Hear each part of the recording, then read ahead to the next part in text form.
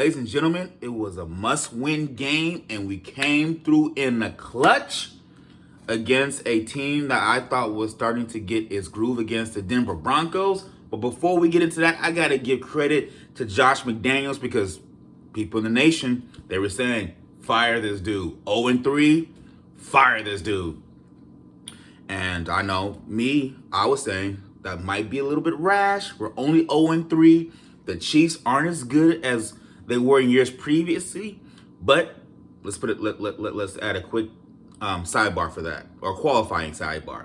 When I say they're not as great as they used to be, I'm saying that they are beatable. I mean, they just beat the Buccaneers, and Patrick Mahomes is still magic. I'm not saying that it's easy money, but it's easier to beat them in years past. Now, the Denver Broncos, I said, we're right there with them. The San Diego Chargers, they're the San Diego Chargers. So even though we're 0-3, we're right there. But we couldn't go 0-4. We had to win this game against the Denver Broncos. And before I give anybody else credit, I got to give Josh McDaniels full marks because historically, with the Raiders, it has always been in the second half where things have fallen apart. And I'm not just talking about this regime. I'm talking about every other regime dating back to 2003. Somehow in the third quarter, mid to late third quarter, things start blowing up for us, and the opposing team starts making a comeback. And then all of a sudden, either the coaching staff can't make adjustments, or the coaching staff abandons the adjustment too soon, or abandons the game plan too soon. But not in this game. This game, everybody in the nation's been saying it. We got to be consistent with the run. We can't just sling the ball left and right because we just don't have the offensive line for that. And mind you, it's still a new offensive philosophy. So I thought it was monumental that we stay consistent with the run. And I got to give credit to Josh Jacobs and the offensive staff because in the third quarter, when the Denver Broncos started making a comeback, we were consistent. We kept running Josh Jacobs. We kept running Bolden. We kept running Zamir White. And let's transition from the coaching staff because I want to give credit to Josh Jacobs because a lot of people have been saying he's not really worth the first round pick. He gets dinged up. He's not really worth great money. And I'm sitting here thinking, have you guys watched the film? The one thing that's special about Josh Jacobs as opposed to other running backs in the league is the dude is so patient. He has balance, and he has the ability to combine all that with acceleration and burst to where he can make something out of nothing. And that run in the third quarter, I thought the dude was going to get tackled behind the line, but somehow he was able to spin out of that, sidestep somebody, and burst for I think it was 20 yards. Things like that against a good defense. Normal running backs don't make that play. It's the special running backs that make that play in the third quarter. So kudos to Josh Jacobs. Had over 140 yards rushing, touches. He had a great game.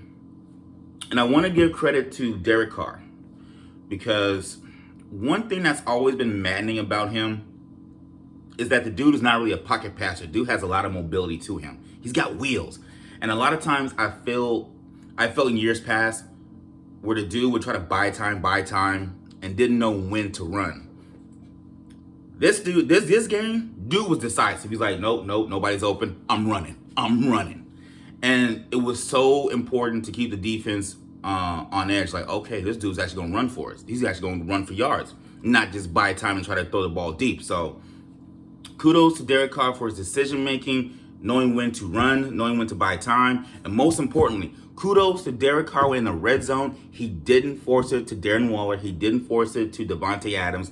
He didn't force it to Matt Collins in double coverage that cost either a fumble or an interception. So kudos to Derek Carr. I thought he had the best game of the season in terms of decision-making.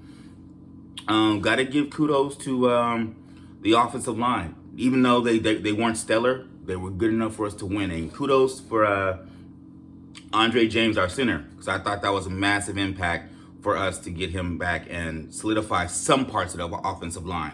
Kudos to Matt Collins. He continues to rise. Darren Waller was there. He had a massive block at the end of the game that this show goes to show you that he doesn't have to be the focal point in the offense. He can still do things to make the team win. So I like that about Darren Waller. Zamir White had a nice little burst at the end of the game to kind of solidify things. All in all, I love the offensive philosophy. I liked how we were consistent. And the defense. The defense has been consistent all year. They always keep us in the game, especially in the third quarter where we're losing momentum. And this game, they kept us. They kept the game close.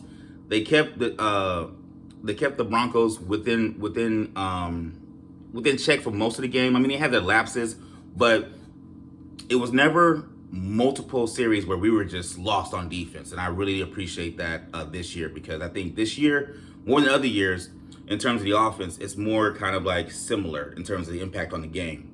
They have equal weight in terms of impact on the game. So I think this is why this year is really going to be special for us, because we got a good defense, a solid defense, a good defense that can keep us in the game. We got an offense that's learning how to play together. Remember, a lot of these players haven't played together on the offensive line. Devontae Adams hasn't been on the Raiders except for this offseason. So everything's got to come together. Matt Collins getting time.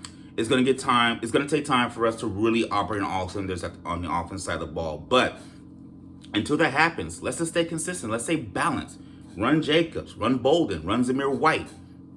We do that. We allow Derek Carr to pick apart once the defense has been softened with the run. That's going to be our bread and butter until we can get some kind of synergy on the offensive line and with the other offensive players. So that's my immediate reaction after the game. Whew. We're 1-3 right now. Couldn't go 0-4. We beat a quality team, a quality defense. You know, and kudos to the defensive line for the Raiders, because we were able to pressure Russell Wilson. I said this in the preview. If we can pressure him and hit him, it will pay huge dividends in the end of the game. And it did.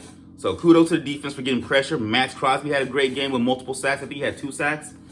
Kudos. I mean, things are starting to congeal, and we're starting to see what this team really is about.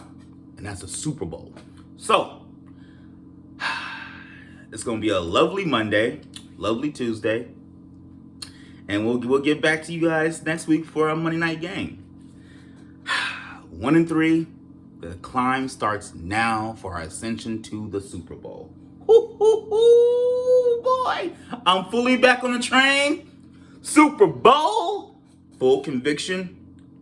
The most confident walk-off in these YouTube streets on a Sunday/Monday morning. Ooh.